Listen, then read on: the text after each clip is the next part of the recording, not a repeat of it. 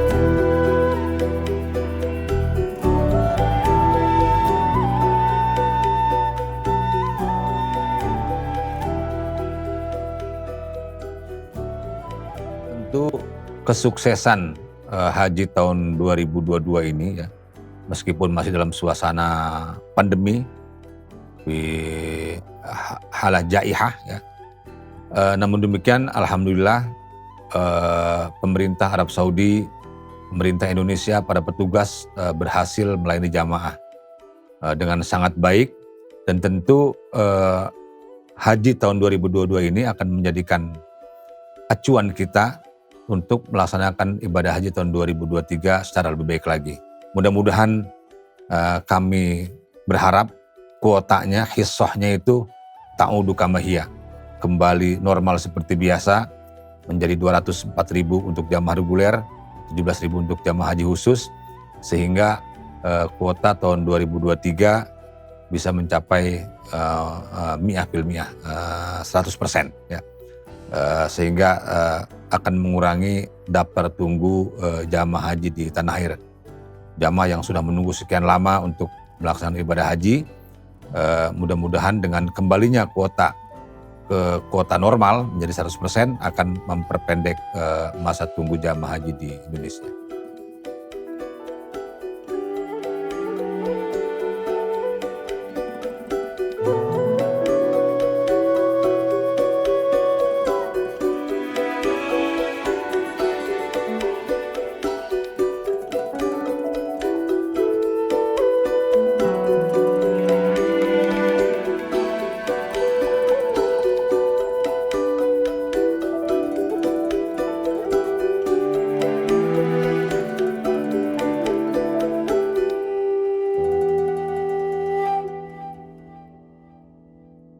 Saya kira dalam melayani jamaah haji ini kita memerlukan berbagai macam inovasi yang harus terus-menerus kita lakukan agar pelayanan kepada jamaah ini menjadi maksimal. Dan itu menjadi concern dari pemerintah Indonesia dan pemerintah Arab Saudi. Sehingga kami terus berkoordinasi dengan Kementerian Haji dan Umroh, dengan pihak-pihak terkait di sini, dengan Syarikah Janub Syarikah Asia, Syarikah Adillah di Madinah, Syarikah Janub Syarikah Asia di Mekah, dengan Maktabul Wukala ya, dengan semua pihak terkait agar kami bisa bersinergi dan bisa melayani jamaah haji dengan maksimal, dengan baik sekali. Dan saya yakin pemerintah Indonesia maupun pemerintah Arab Saudi itu sama-sama memiliki komitmen yang kuat untuk itu, untuk memberikan pelayanan yang terbaik bagi jamaah haji Indonesia, sehingga jamaah betul-betul bisa beribadah dengan nyaman, bisa beribadah dengan khusyuk, kemudian pulang ke tanah air menjadi haji yang mabrur, seperti itu.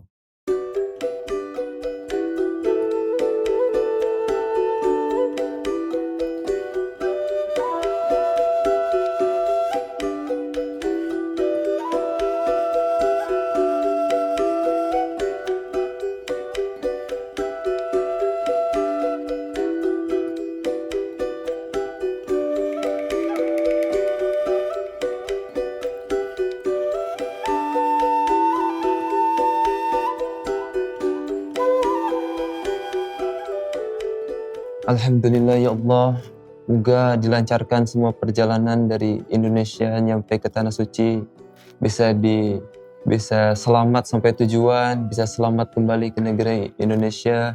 Ya Allah, moga digampangkan semua urusan, amin ya Allah ya Rabbal Alamin.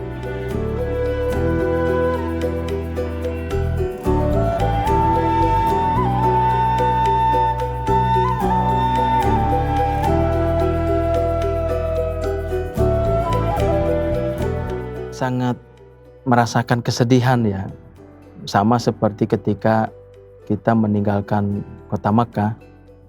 Setelah kita merasa nyaman di Makkah, setelah beberapa hari, tapi kita harus meninggalkan kota Makkah. Begitu juga dengan Madinah, kota yang sangat indah, kota yang sangat tentram, menenangkan. Tapi waktu harus memisahkan kita dengan Madinah, apalagi kita harus berpisah dengan Rasulullah SAW.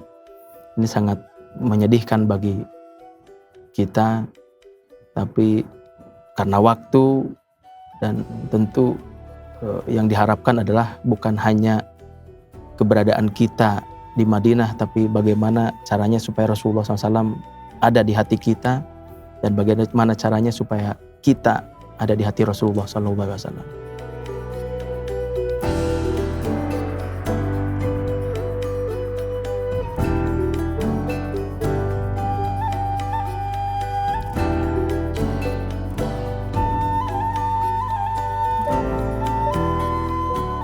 Menjadi pendamping atau pembimbing jemaah haji ini memang ada suka ada duka.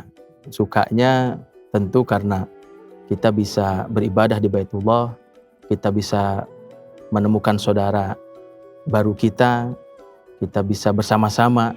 Itu merupakan suka yang dirasakan oleh pendamping atau pembimbing. Tapi terkadang kita juga menemukan kesedihan yang luar biasa. Misalkan ketika jemaah ada yang sakit, atau wal'iyadzubillah, misalkan ada jemaah yang meninggal, ini merupakan sebuah pukulan atau kesedihan yang luar biasa bagi pembimbing. Dan tentu semuanya kita pasrahkan kepada Allah Subhanahu wa taala dengan berharap mudah-mudahan semua jemaah haji baik dari Indonesia ataupun dari berbagai negara semuanya dalam ridha Allah Subhanahu wa taala.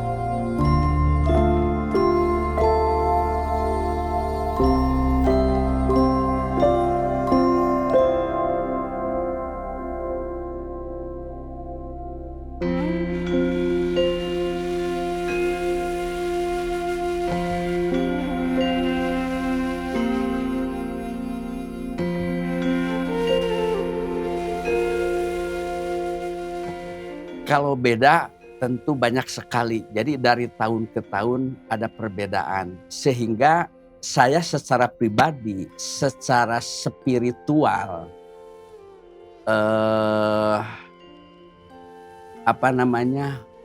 bisa menyimpulkan. Jadi kekuatan ibadah itu ada dua. Satu ada kekuatan visual, kekuatan mindset.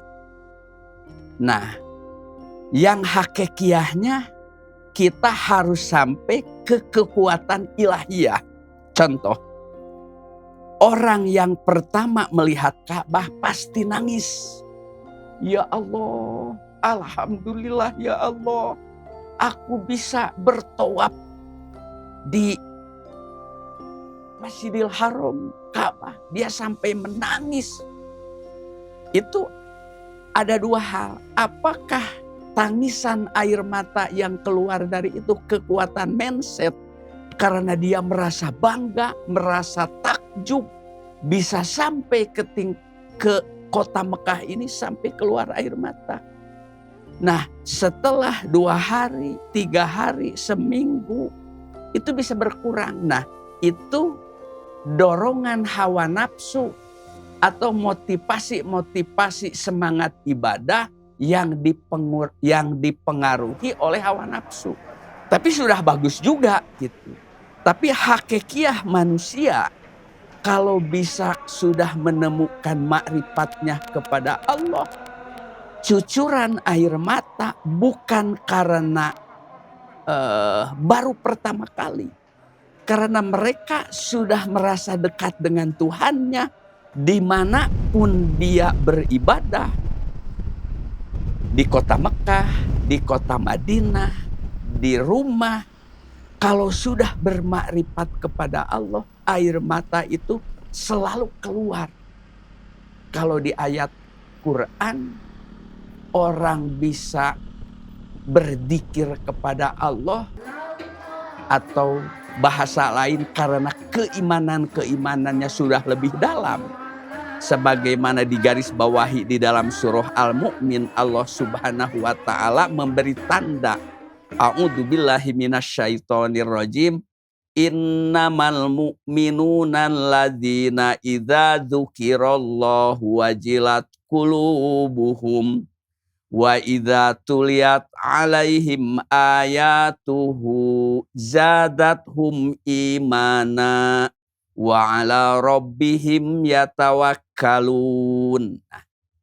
Orang beriman yang lebih dalam, begitu ibadah sholat, begitu mengeluarkan infak sodako, begitu wukuf di padang Arafah, begitu tawaf di Masjidil Haram, pasti hatinya bergetar, merasa bahagia, merasa beruntung, merasa senang karena dia bisa berjumpa dengan Allah. Jadi pada hakikatnya ibadah sholat, ibadah zakat, ibadah puasa, ibadah haji, itu pada hakikatnya media untuk bisa berjumpa dengan Allah. Makanya orang yang sudah menemukan Allah lewat sholat, lewat zakat, lewat puasa, lewat haji, itu akan melampaui kenikmatan yang bersifat duniawi. Itulah tujuan Islam, tujuan agama, tujuan iman orang. Mudah-mudahan kita semua sekalipun lewat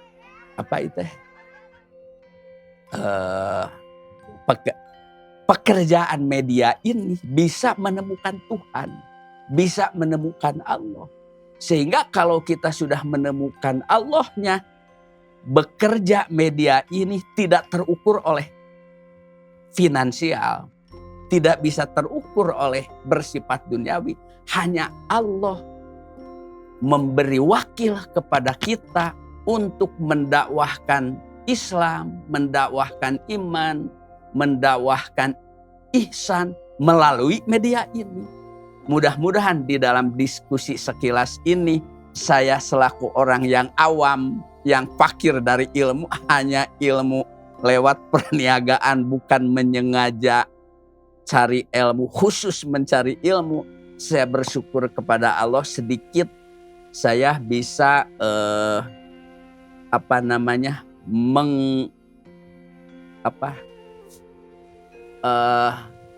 menapaklacak, menelusuri ilmu-ilmu yang dialami oleh para nabi, oleh para sahabat, lebih dekatnya para waliullah. Mudah-mudahan saya karena sesuai dengan usia, ya sedikit belajar dari guru-guru kami bagaimana kita melaksanakan kehidupan di dunia ini pada hakikatnya menjadi khalifah wakil daripada Allah Subhanahu wa taala.